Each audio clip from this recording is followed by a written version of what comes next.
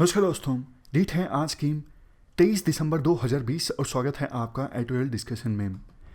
हिंदू से आज हम 2 आर्टिकल्स लेंगे और एक आर्टिकल लेंगे बिजनेस लाइन का। सबसे पहले हम बिजनेस लाइन का आर्टिकल डिस्कस करेंगे इंडियन ओशन से संबंधित। दूसरा आर्टिकल हम डिस्कस करेंगे पेरिस क्लाइमेट चेंज एग्रीमेंट की 5वीं वर्षगांठ से संबंधित। तीसरा आर्टिकल हेल्थ केयर से संबंधित। एक क्वेश्चन आपको अटेम्प्ट करना है आज।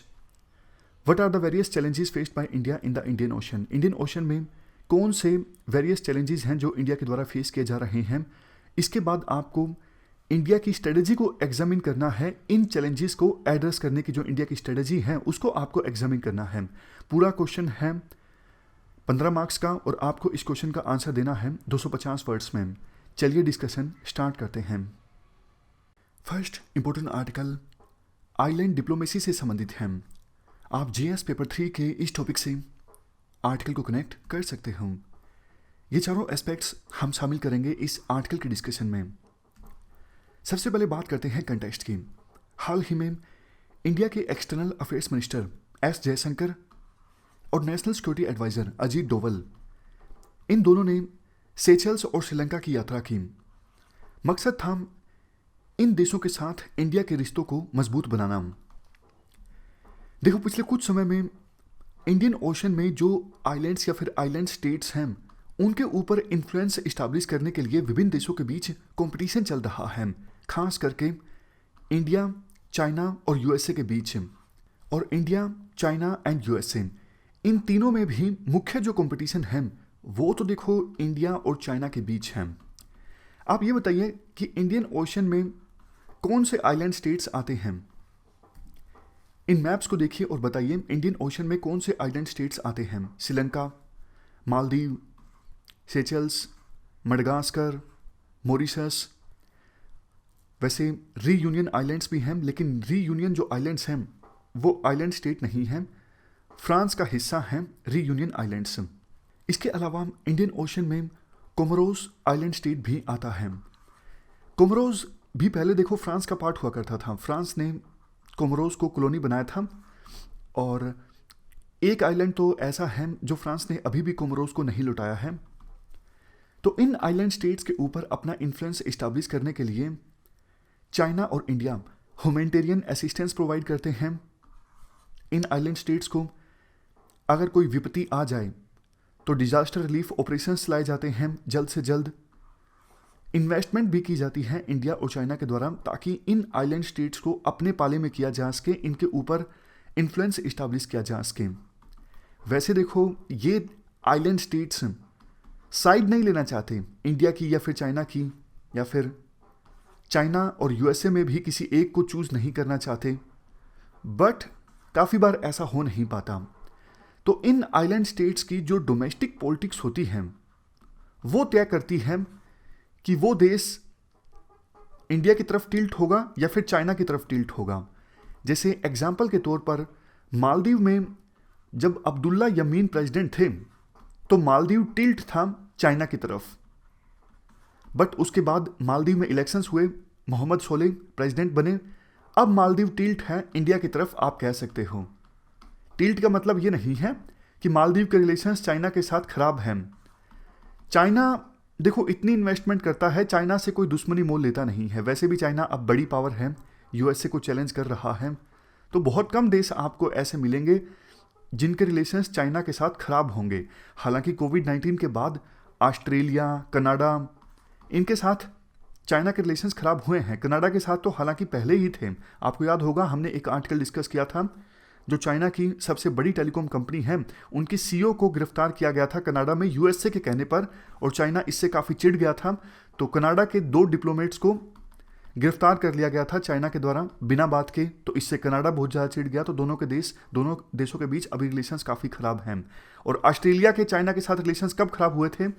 जब कोविड-19 के बाद ऑस्ट्रेलिया के प्रधानमंत्री ने बोला था कि इंडिपेंडेंट जांच होनी चाहिए, कोविड-19 महामारी का ओरिजिन क्या है। तो चाइना इससे काफ़ी ज़्यादा नाराज़ हो गया था। तो खैर ये तो हम लीक से हट गए, आते हैं फिर से आर्टिकल की तरफ। इंडियन ओशन रीजन में बड़े जो प्लेयर्स हैं, वैसे देखो इंडिया, चाइना, यूएसए, ये हैं सबसे बड़े प्लेयर्स तो, लेकिन कुछ रीजनल प्लेयर्स भी इंपॉर्टेंट हैं, जैसे India, Bangladesh, Pakistan, Iran, China, Myanmar, इसके अलावा यूएसए, फ्रांस। ये वो देश हैं जिनके स्टेक्स इन्वॉल्व हैं इंडियन ओशन में। अब आप पूछोगे कि यूएसए का क्या लेना देना इंडियन ओशन में? देखो, यूएसए सुपर पावर है, यूएसए का हर जगह लेना देना है, यूएसए के हर जगह स्टेक्स इन्वॉल्व हैं।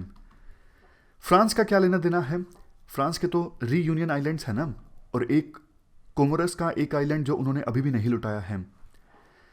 देखो, इंडिया ने फ्रांस के साथ लॉजिस्टिक्स फैसिलिटीज को अवेल करने के लिए एग्रीमेंट साइन किया है, जिसको कहा जाता है लिमोआ। मतलब इंडिया की जो पोर्ट फैसिलिटीज हैं उनका इस्तेमाल फ्रांस कर सकता है, और फ्रांस की पोर्ट फैसिलिटीज का इस्तेमाल इंडिया कर सकता है। इस प्रकार की चीजें तय होती हैं लिमोआ एग्रीमेंट में। तो फ्रांस का जो रीयूनियन आइलैंड्स हैं वहां पर पोर्ट फैसिलिटीज को इंडिया अवेल कर सकता है फ्रांस के साथ इस एग्रीमेंट को साइन करने के बाद। और अच्छी बात यह है, फ्रांस के पास लॉजिस्टिक फैसिलिटीज हैं आबू धाबी में भी और जिबूती में भी। तो इंडिया भी उन फैसिलिटीज को अवेल कर सकता है। इसके बाद चाइना की बात की जाती है। चाइना ने भी देखो नेवल बैलेंस को चेंज करने की कोशिश की है इंडियन ओशन में। चाइना बांग्लादेश और पाकिस्तान जैसे देशों के साथ अपने नेवल कोऑपरेशन को बहुत ज़्यादा इंक्रीज कर रहा है। यूएसए की बात करें, जब देखो यूएसए ने अफगानिस्तान में ऑपरेशन इंड्यूरिंग फ्रीडम लॉन्च किया और उसके बाद इराक में इराकी फ्रीडम ऑपरेशन लॉन्च किया, उसके बाद इंडियन ओशन में USA navy career battle groups की एंट्री हो गई। तो देखो, हमने ये समझ लिया किस प्रकार से इंडियन ओशन रीजन में आइलैंड स्टेट्स के ऊपर इन्फ्लुएंस इस्टेब्लिश करने के लिए विभिन्न देशों के बीच कंपटीशन चल रहा है। और देखो, ये जो छोटे छोटे आइलैंड स्टेट्स हैं ना इंडियन ओशन में, ये काफ़ी ज़रूरी हैं इंडिया के लिए, इंडिया की सिक्योरिटी के लिए काफ़ी ज़्यादा अहम हैं। और चूंकि दूसरे देशों के लिए ये काफ़ी ज़्यादा इंपॉर्टेंट हैं, फॉर एग्जांपल एशियन या फिर नॉन एशियन नेवीज़ के लिए, क्योंकि इनकी लोकेशन आप देखोगे तो देखो इंपॉर्टेंट रूट्स के बीच में पड़ते हैं ये आइलैंड स्टेट्स। तो मान लीजिए चाइना का शिप यहाँ से गुजर रहा है, फ्यूल कम हो गया या फिर शिप में कोई खराबी हो गई, तो यहाँ पर अगर किसी आइलैंड स्टेट के साथ चाइना का एग्रीमेंट साइन होगा पोर्ट फैसिलिटीज़ को अवेल करने के लिए, तो चाइना का शिप यहाँ पे रुक जाएगा ना। चाइना से कोई शिप नहीं मंगाना पड़ेगा रीफ्यूलिंग के लिए या फिर शिप को ठीक करने के लिए। तो इसलिए जो बड़े देश हैं जिनके शिप गुजरते हैं इस रूट से, वो ये चाहते हैं कि इंडियन ओशन में जो आइलैंड स्टेट्स आते हैं उनके साथ रिश्ते अच्छे हों, इन आइलैंड स्टेट्स में हमारी पोर्ट फैसिलिटीज़ हों, ताकि लॉजिस्टिक्स के लिए उन पोर्ट फैसिलिटीज़ को इस्तेमाल किया जा सके। तो इसलिए इन आइलैंड स्टेट्स की इंपॉर्टेंस इंडिया के लिए काफ़ी ज़्यादा है। वैसे भी देखो इंडियन ओशन परंपरागत रूप से यहाँ पर इंडिया का इन्फ्लुएंस रहा है, तो इंडिया नहीं चाहता इंडिया के अलावा यहाँ पर किसी और देश का इन्फ्लुएंस इस्टेब्लिश हो। तो इसलिए इंडिया ने भी कोशिश की है कि इंडिया का इन्फ्लुएंस यहाँ पर बरकरार रहे और कोई देश फॉर एग्जांपल चाइना यहाँ पर अपना इन्फ्लुएंस ना इस्टेब्लिश कर सके। 2015 मार्च में प्रधानमंत्री मोदी डोवल के साथ और एस जयशंकर के साथ, उस समय एस जयशंकर फॉरेन सेक्रेटरी थे, प्रधानमंत्री मोदी ने सेचल्स की यात्रा की। तो पिछले 30 सालों में सेचल्स की यात्रा करने वाले पहले प्रधानमंत्री बने प्रधानमंत्री मोदी। इसके अलावा प्रधानमंत्री मोदी ने मॉरिशस और श्रीलंका की यात्रा भी की। उस समय प्रधानमंत्री मोदी ने कहा था इस रीजन के साथ यानी इंडियन ओशन रीजन के साथ रिश्तों को मजबूत बनाने को बहुत ज़्यादा इंपॉर्टेंस इंडिया देता है, क्योंकि ये रीजन इंडिया की सिक्योरिटी के लिए और इंडिया की प्रोग्रेस के लिए काफ़ी ज़्यादा इंपॉर्टेंट है। इसके बाद इंडिया ने देखो सिंगापुर के साथ एक एग्रीमेंट साइन करके, सिंगापुर में एक पोर्ट है चेंगी, तो इस पोर्ट पर फैसिलिटीज़ को अवेल करने के लिए इंडिया ने सिंगापुर के साथ एग्रीमेंट साइन किया है, ताकि यहाँ पे इंडियन वारशिप्स को रीफ्यूल किया जा सके, उनकी मेंटेनेंस हो सके। इसके अलावा वियतनाम के साथ भी हमने एग्रीमेंट साइन किया है। वियतनाम में नहा तरंग जो पोर्ट है, उस पोर्ट की लॉजिस्टिक फैसिलिटीज़ को अवेल करने के लिए इंडिया के अलावा सिर्फ यहाँ पर यूएस नेवल स्टेशन मर्सी, जो कि एक हॉस्पिटल शिप है, सिर्फ ये हॉस्पिटल सिर्फ लॉजिस्टिक फैसिलिटीज़ को अवेल करता है वियतनाम के नहा तरंग पोर्ट पर। इसके अलावा इंडिया ने अपनी फॉरेन पॉलिसी में ऑफिशियली भी आइलैंड डिप्लोमेसी की इंपॉर्टेंस को एक्नॉलेज किया। कैसे? मिनिस्ट्री ऑफ एक्सटर्नल अफेयर के द्वारा 2 नई डिवीजन्स इस्टेब्लिश की गई, एक इंडो पैसिफिक डिवीजन और दूसरी इंडियन ओशन रीजन डिवीजन। पिछले कुछ सालों में इंडिया ने अंडमान एंड निकोबार आइलैंड्स को काफ़ी ज़्यादा इंपॉर्टेंस दी है एज ए मिलिट्री प्लेटफॉर्म, क्योंकि अंडमान एंड निकोबार आइलैंड से मिलिट्री ऑपरेशंस चलाए जा सकते हैं इस पूरे रीजन की सर्विलेंस के लिए। जैसे देखो, ये अंडमान एंड निकोबार आइलैंड्स हैं और यहाँ पे है मलक्का स्ट्रेट, तो इस पूरे रीजन पर सर्विलेंस की जा सकती है इन आइलैंड्स को बेस बनाकर। इसके बाद 2001 में इंडिया ने अपनी first tri services command establish की अंडमान और निकोबार में, जिसमें आर्मी, एयरफोर्स, नेवी तीनों हैं। इसके अलावा यहाँ पर कोस्ट गार्ड भी तैनात हैं ताकि इंडिया की मैरीटाइम और टेरिटोरियल सिक्योरिटी को इंश्योर किया जा सके। इंडिया ने जापान के साथ भी एग्रीमेंट साइन किया ताकि जापान अंडमान और निकोबार आइलैंड्स पर जो पोर्ट फैसिलिटीज़ हैं या फिर लॉजिस्टिक्स फैसिलिटीज़ हैं उनको अवेल कर सकें। अब लास्ट में बात की जाती है इंडियन ओशन रीजन में इंडिया और चाइना के बीच चल रही राइवलरी के बारे में। देखो, 2008 के बाद चाइना ने एंटी पायरेसी ऑपरेशंस के नाम पर अपनी यहाँ पर सेमी परमानेंट प्रेजेंस इस्टेब्लिश की है।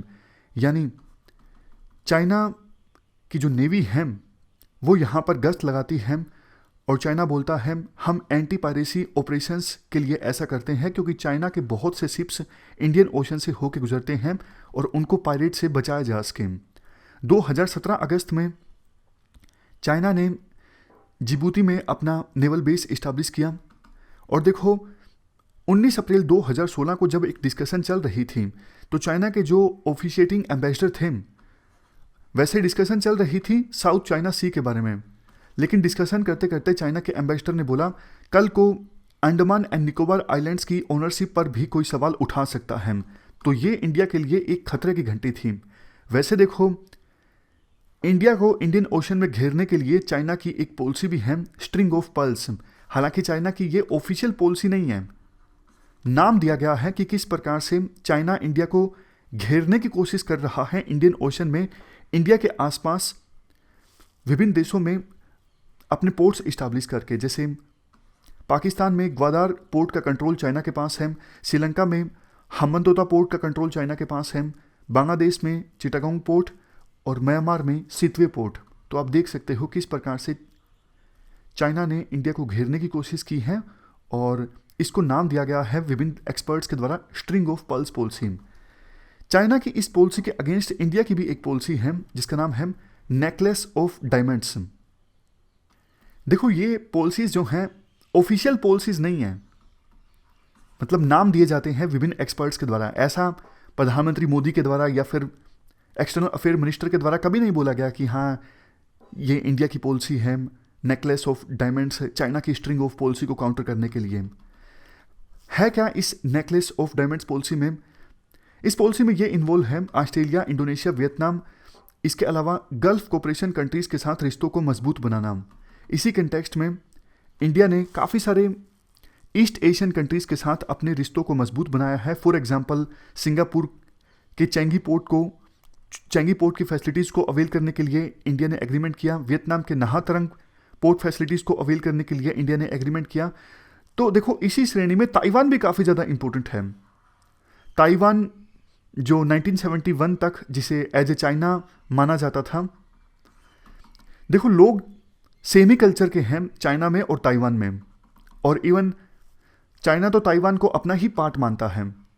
ताइवान के साथ अच्छे रिश्ते बनाना इसलिए भी ज़रूरी है क्योंकि कल को पॉलिटिकल या फिर मिलिट्री इंटेलिजेंस हासिल करनी हो तो ताइवान हमें पॉलिटिकल और मिलिट्री इंटेलिजेंस प्रोवाइड कर सकता है, क्योंकि चाइना और ताइवान का कल्चर सेम है। ताइवान के लोग, ताइवान के ऑफिशियल्स या फिर ताइवान के एजेंसीज वाले, कुछ भी कहिए, वो चाइना में जाके आसानी से इंटेलिजेंस इकट्ठा कर सकते हैं, जबकि इंडिया के एजेंट्स के लिए, इंडिया के ऑफिशियल्स के लिए इंडिया की एजेंसीज के लिए चाइना में जाकर इंटेलिजेंस इकट्ठा करना मुश्किल होता है क्योंकि कल्चर अलग अलग है, लेकिन ताइवान और चाइना का कल्चर सेम है, तो ताइवान के साथ हमारे रिश्ते अच्छे होते हैं, तो इससे इंडिया को फायदा होता है। तो इस प्रकार से हमने ये पूरा आर्टिकल डिस्कस किया। चलते हैं आगे। इसके बाद नेक्स्ट आर्टिकल क्लाइमेट चेंज से संबंधित है। आप जीएस पेपर 3 के इस टॉपिक से आर्टिकल को रिलेट कर सकते हो। ये एस्पेक्ट्स हम कवर करेंगे इस आर्टिकल के डिस्कशन में। सबसे पहले बात करते हैं कंटेक्स्ट की। 12 दिसंबर को 5 साल पूरे हो गए पेरिस क्लाइमेट चेंज एग्रीमेंट को साइन हुए। तो इस मौके पर विभिन्न देश इकट्ठा हुए, including European union and India. मकसद इस समिट को ऑर्गेनाइज करने का ये था, विभिन्न देश न सिर्फ पेरिस क्लाइमेट चेंज एग्रीमेंट में उन्होंने जो कमिटमेंट्स की हैं, इन कमिटमेंट्स को फुलफिल किया जाए विभिन्न पेरिस क्लाइमेट चेंज एग्रीमेंट की मेंबर कंट्रीज के द्वारा, बल्कि और ज़्यादा एम्बिशियस टारगेट्स को अपनाया जाए ताकि हम ग्लोबल वार्मिंग को कम कर सकें, एमिशंस को कम कर सकें और क्लाइमेट चेंज को एड्रेस कर सकें, ताकि आने वाली जनरेशन्स को हम एक बेहतर क्लाइमेट दे सकें। इसके बाद राइटर कहते हैं, देखो ऑलमोस्ट पिछले 1 साल से पूरा वर्ल्ड कोविड-19 की महामारी से जूझ रहा है। इस महामारी ने साबित कर दिया है, अगर इंसान के द्वारा, ह्यूमन काइंड के द्वारा इन्वायरमेंट को इग्नोर किया जाता है तो इसके गंभीर परिणाम मानव सभ्यता को भुगतने पड़ेंगे। तो अर्जेंट आवश्यकता है कि हम क्लाइमेट चेंज को भी एड्रेस करें। अदरवाइज देखो कोविड-19 तो ये एक चेतावनी है, अगर समय रहते हमने क्लाइमेट चेंज को नहीं रोका तो पूरी जो धरती है वो तबाही की तरफ आगे बढ़ेगी। तो क्या ये हम अफोर्ड कर सकते हैं? नहीं। इसीलिए राइटर के अनुसार यूरोपियन यूनियन काफ़ी ज़्यादा सीरियस है क्लाइमेट चेंज को लेके, और यूरोपियन यूनियन ने क्लाइमेट चेंज को एड्रेस करने के लिए काफ़ी सारे स्टेप्स भी लिए हैं। टाइटल में European Union efforts to address emissions आएगा, ना कि इमोशंस। देखो 2019 दिसंबर में यूरोपियन कमीशन ने यूरोपियन ग्रीन डील को लॉन्च किया। ये एक नया ग्रोथ मॉडल है जिसके अनुसार यूरोपियन यूनियन 2050 आते आते क्लाइमेट न्यूट्रलिटी को अचीव करेगा। क्लाइमेट न्यूट्रलिटी मतलब जितना कार्बन एमिट होगा उतना ही कार्बन एब्जॉर्ब हो जाएगा, तो effectively net zero carbon emission, इसे कहा जाता है क्लाइमेट न्यूट्रलिटी। देखो इस प्रकार के क्वेश्चन यूपीएससी प्री में काफ़ी पूछ लेती हैं। मतलब ये जो फैक्ट्स होते हैं कई बार प्री में नहीं कवर हो पाते, लेकिन जब हम कंसेप्ट्स डिस्कस करते हैं एडिटोरियल में तब ये छोटी छोटी बातें हम कवर कर लेते हैं और उन्हीं पर यूपीएससी प्री में क्वेश्चंस पूछ लेती हैं। जैसे एक और एग्जांपल आपको देता हूं। देखो कोविड-19 के बाद इकोनॉमी को स्टिमुलेट करने के लिए यूरोपियन यूनियन के द्वारा एक रिकवरी पैकेज लॉन्च किया गया, नेक्स्ट जनरेशन ईयू। तो यूपीएससी पूछ लेगी ये नेक्स्ट जनरेशन ईयू क्या है।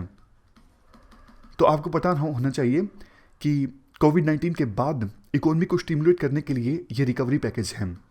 तो इस रिकवरी पैकेज में क्लाइमेट चेंज की समस्या पर भी काफ़ी ध्यान दिया गया है। मतलब पैकेज को इस प्रकार से खर्च किया जाएगा कि क्लाइमेट चेंज की जो समस्या है वो भी साथ के साथ एड्रेस हो। इसके बाद कहा जाता है कि 11 दिसंबर को यूरोपियन यूनियन के लीडर्स इस बात पर राजी हो गए कि अगर तो देखो हमें 2050 से पहले क्लाइमेट न्यूट्रलिटी को अचीव करना है, तो फिर उससे पहले एक और टारगेट को हमें अचीव करना होगा कि 2030 आते आते हम एमिशंस को इतना कम कर दें। मान लीजिए 1990 में 100 यूनिट एमिट किया जाता था यूरोपियन यूनियन कंट्रीज के द्वारा, तो 55 यूनिट जो एमिशन है वो कम कर दें हम 1990 के लेवल से। समझ गए?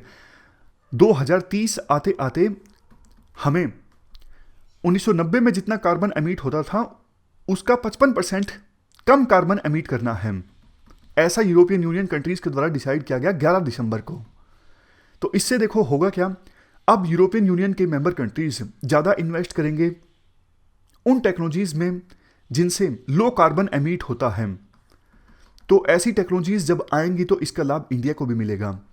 2010 से लेकर 2019 के बीच सोलर फोटोवोल्टिक सेल्स की जो कीमत है वो काफ़ी ज़्यादा कम हो गई है, ऑलमोस्ट 82% कम। आपको भी याद होगा शुरू में जब ये सोलर पैनल्स आए थे तो बहुत महंगे होते थे, लेकिन आज के समय में ये सोलर पैनल्स इतने ज़्यादा महंगे नहीं होते।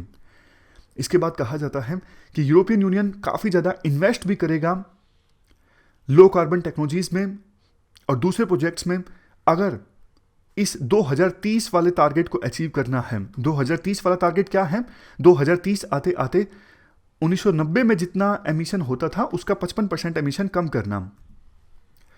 अब इसके बाद देखो राइटर कहते हैं कोई भी एक देश इस क्लाइमेट चेंज की समस्या को अकेला टैकल नहीं कर सकता है। European union like minded countries के साथ, लाइक माइंडेड कंट्रीज क्या, इवन सभी को संजीदा होना चाहिए इस समस्या के लिए। तो यूरोपियन यूनियन ऑलमोस्ट सभी स्टेक होल्डर्स के साथ कोऑपरेशन इस्टेब्लिश कर रहा है ताकि क्लाइमेट चेंज की समस्या को एड्रेस किया जा सके। और उन्हीं में से एक इम्पोर्टेंट प्लेयर है इंडिया। इंडिया में सोलर और विंड एनर्जी का काफ़ी ज़्यादा डेवलपमेंट हुआ है पिछले कुछ सालों में।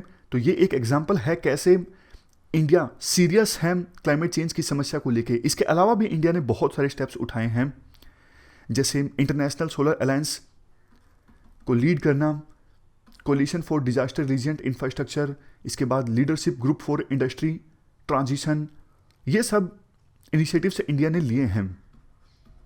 हमने डिस्कस भी किया था पिछले हफ्ते एक आर्टिकल कि इंडिया ने क्या स्टेप्स लिए हैं। पहले इंडिया में कितनी सोलर एनर्जी प्रोड्यूस होती थी, आज के समय में कितनी होती है, पहले इंडिया में फॉरेस्ट एरिया कितना था और किस प्रकार से इंडिया में फॉरेस्ट एरिया एक्सपेंड हुआ है। तो इंडिया सीरियस है और यूरोपियन यूनियन भी सीरियस है। तो जैसे सीरियस एस्पायरेंट्स एक साथ आके यूपीएससी की तैयारी करते हैं, उसी प्रकार से ये सीरियस कंट्रीज एक साथ आके क्लाइमेट चेंज की समस्या को एड्रेस करने की कोशिश करेंगे। अभी इंडिया और यूरोपियन यूनियन आपस में एंगेज कर रहे हैं ताकि अगले साल जो समिट्स ऑर्गेनाइज होंगे, जैसे United Nations framework convention on climate change की कॉन्फ्रेंस ऑफ पार्टीज़ की 26वीं मीटिंग ऑर्गेनाइज होगी ग्लासगो में। ग्लासगो कहाँ पर है? स्कॉटलैंड में। इसके अलावा बायोडाइवर्सिटी से संबंधित जो कन्वेंशन है उसकी भी 15वीं कॉन्फ्रेंस ऑफ पार्टीज़ की मीटिंग ऑर्गेनाइज होगी। कहाँ पर? कुनमिंग में। ये कुनमिंग कहाँ पर है? चाइना में। तो इन दोनों समिट्स को सफल बनाने के लिए इंडिया और यूरोपियन यूनियन आपस में एंगेज कर रहे हैं। कंक्लूजन में कहा जाता है, देखो एक सेंस अभी सभी देशों में इमर्ज होकर आ रही है कि इस पेरिस क्लाइमेट चेंज एग्रीमेंट को सफल बनाना है ताकि फ्यूचर जनरेशन्स के लिए प्लैनेट को बचाया जा सके, सिक्योर किया जा सके। 5 साल हो चुके हैं इस क्लाइमेट चेंज एग्रीमेंट को साइन हुए, तो अब इंटरनेशनल कम्युनिटीज़ को आगे आना चाहिए। नेट जीरो एमिशंस को अचीव करने के लिए एक क्लियर स्ट्रेटजी के साथ। जैसे देखो यूरोपियन यूनियन ने तो कह दिया है 2050 आते आते हम नेट जीरो एमिशन को अचीव करेंगे, यानी क्लाइमेट न्यूट्रलिटी के टारगेट को अचीव करेंगे। बट सभी देशों ने ऐसा नहीं किया है, और जिन देशों ने क्लाइमेट न्यूट्रलिटी की बात कही है उन देशों ने अपनी क्लियर स्ट्रेटजी भी नहीं बताई है। यूरोप और इंडिया मिल के काम करेंगे, करते रहेंगे ताकि आपस में बेस्ट प्रैक्टिसेस को शेयर किया जा सके, बेस्ट टेक्नोलॉजीज को शेयर किया जा सके, और यूरोपियन यूनियन के मेंबर कंट्रीज इंडिया में इन्वेस्ट भी कर सकें ग्रीन टेक्नोलॉजीज में। देखो अच्छी पब्लिक पॉलिसीज हों क्लाइमेट चेंज की समस्या को एड्रेस करने के लिए, ये जरूरी है। बट सिर्फ अच्छी पब्लिक पॉलिसीज से क्लाइमेट चेंज की समस्या को एड्रेस नहीं किया जा सकता। इसके लिए छोटे छोटे इंडिविजुअल एक्शंस की भी आवश्यकता है, यानी सबको अपनी अपनी भूमिका निभानी होगी। तो मेन जो गोल है वो है क्लाइमेट न्यूट्रलिटी, और इसके लिए वर्ल्ड को बेस्ट साइंटिस्ट को मोबिलाइज करना होगा। Business people, policy makers, academics, civil society actors और सिटीजन्स सबको मिलकर काम करना होगा ताकि अर्थ को बचाया जा सके। तो ये हमने पूरा आर्टिकल डिस्कस किया क्लाइमेट चेंज से संबंधित। चलते हैं आगे। नेक्स्ट आर्टिकल हेल्थ से संबंधित है। आप जीएस पेपर 2 के इस टॉपिक से आर्टिकल को रिलेट कर सकते हो। ये एस्पेक्ट्स हम कवर करेंगे इस आर्टिकल के डिस्कशन में। सबसे पहले बात करते हैं कंटेक्स्ट की। हाल ही में parliamentary standing committee on home affairs ने अपनी रिपोर्ट में कहा एक कॉम्प्रिहेंसिव पब्लिक हेल्थ एक्ट बनाने की आवश्यकता है ताकि आगे फ्यूचर में कोविड-19 जैसे क्राइसिस अगर पैदा होते हैं तो फिर जिस प्रकार से हेल्थ सिस्टम में दिक्कतें आई उस प्रकार की दिक्कतों का सामना ना करना पड़े। अगर बात करें प्रॉब्लम्स इन हेल्थ सिस्टम की, देखो जब ये महामारी आई थी तो उस समय हमारे देश में गवर्नमेंट हॉस्पिटल्स में बेड की संख्या की बात करें तो 1000 लोगों के पीछे सिर्फ 0.55 बेड थे। इन्वेस्टमेंट काफ़ी कम किया जाता है सरकार के द्वारा हेल्थ सेक्टर में, और जो प्राइवेट सेक्टर है वो देखो हाईली कॉमर्शलाइज्ड है, प्रॉफिट बेसिस पे काम करता है, अननेसेसरी टेस्ट कर दिए जाते हैं, अननेसेसरी सर्जरीज भी परफॉर्म कर दी जाती हैं कुछ सेक्शंस के द्वारा, नोट सबके द्वारा। Lack of insurance cover, insurance cover बहुत कम लोगों के पास है, और जिनके पास हैं वो भी इसका लाभ नहीं उठा पाते पेपर वर्क या फिर दूसरी प्रॉब्लम्स के कारण। ओवरसाइट काफ़ी कमज़ोर है सरकार का।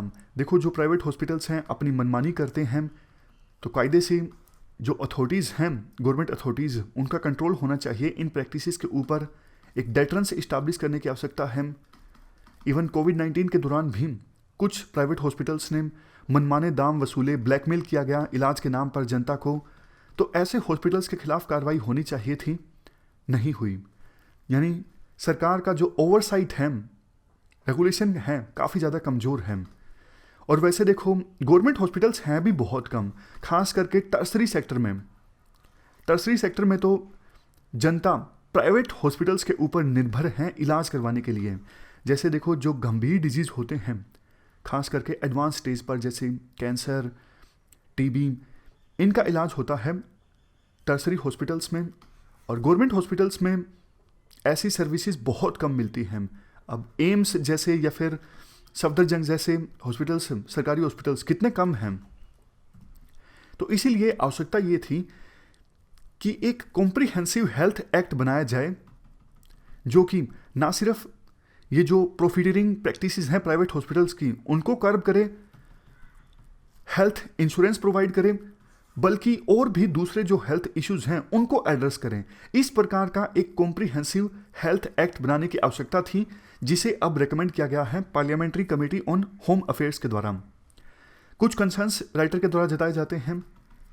देखो अगर एक्ट ऐसा बनाया जाता है जिसमें ऐसा प्रोविजन हो, पूरा जो सिस्टम है उसमें रिफॉर्म लाया जाए, और जो स्ट्रक्चरल एसिमेट्री है कि प्राइवेट हॉस्पिटल्स काफ़ी ज़्यादा हैं, गवर्नमेंट हॉस्पिटल कम हैं, इनको अगर एड्रेस किया जाता है तब तो कॉम्प्रिहेंसिव हेल्थ एक्ट का फायदा होगा, अदरवाइज दिक्कत ज्यों की त्यों बरकरार रहेगी। नेक्स्ट चीज़, वैसे देखो सस्टेनेबल डेवलपमेंट गोल्स में हेल्थ से संबंधित टारगेट्स हैं, और इंडिया ने कमिट किया है कि इंडिया 2030 से पहले सस्टेनेबल डेवलपमेंट गोल को अचीव करेगा। बट अभी भी राइट टू हेल्थ हमारे देश में नहीं आया है, मतलब राइट टू हेल्थ एक फंडामेंटल राइट नहीं है। लास्ट में कुछ सजेशंस राइटर के द्वारा दिए जाते हैं। गवर्नमेंट देखो सिंगल एंड सोल पेयर होना चाहिए केयर प्रोवाइडर्स को। जैसे केयर प्रोवाइडर कोई भी हो, चाहे प्राइवेट हॉस्पिटल हो या फिर गवर्नमेंट हॉस्पिटल हो, पैसा सरकार दे जनता के इलाज के लिए। ऐसा मॉडल कनाडा में है। इसके अलावा सरकार के द्वारा एसेंशियल ड्रग्स का सेंट्रल प्रोक्योरमेंट किया जा सकता है, और वो ड्रग्स डिस्ट्रीब्यूटेड की जा सकती हैं बिना पैसों के। जैसे बहुत बार देखो ऐसा होता है कि गरीब जनता को बहुत महंगी दवाइयाँ खरीदनी पड़ती हैं और इसके लिए उनके पास पैसा नहीं होता, तो सरकार प्रोक्योर कर सकती है ऐसी ड्रग्स को और बाद में जनता को फ्री दिया जा सकता है। नेक्स्ट पॉइंट, सरकार ज़्यादा खर्च करे हेल्थ सेक्टर पर, कम से कम 2.5% ऑफ जीडीपी। लास्ट में सरकार को टाइम बाउंड यानी एक निश्चित टाइम फ्रेम में यूनिवर्सल हेल्थ कवरेज इंश्योर करना चाहिए। यूनिवर्सल हेल्थ कवरेज मतलब देश के सभी सिटीजन्स राइट टू हेल्थ को एक्सेस कर सकें। तो ये हमने मतलब ये जो तीसरा पॉइंट है ये पहले पॉइंट से थोड़ा मिलता जुलता है। तो ये हमने पूरा आर्टिकल डिस्कस किया हेल्थ सिस्टम से संबंधित, और 3 इश्यूज आज हमने डिस्कस किए। हमारी आज की इस डिस्कशन में इतना ही है। Thank you very much for discussion.